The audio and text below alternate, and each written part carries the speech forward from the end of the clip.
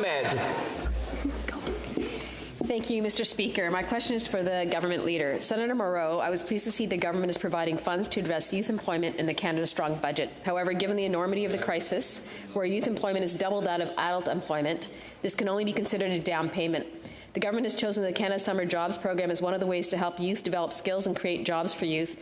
And having used the program, I can see merit to it. The program, however, has been found by the Auditor General to lack basic data on how many jobs it creates or whether these jobs lead to careers, which is really what young people have said they wanted. My question, will the government take steps to fix these deficiencies so the program results in pathways to meaningful employment instead of pathways to short-term paychecks? Senator Moreau. Thank you. Canadian youth are facing challenges in the labour market. We all acknowledge that.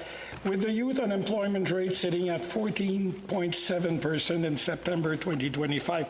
In the 2025 budget, the government expects the Canada Summer Jobs Program to support 100,000 summer jobs, though it is investing $594 million in the program. Although the government is also committed to helping youth find gainful employment, it takes this issue very seriously, so it is also investing more than $300 million in the youth employment and skills strategy to provide training for 20,000 young Canadians facing employment barrier and $635 million for the Student Work Placement Program to support 55,000 work-integrated learning opportunity for post-secondary students.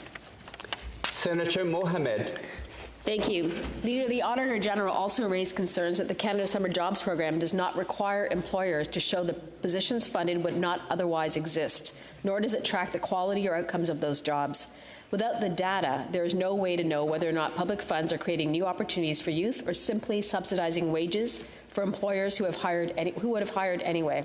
How will the government use better data and program design to ensure that taxpayer dollars genuinely build youth skills and career pathways and not just offset existing temporary job payroll costs for employers? Senator Moreau.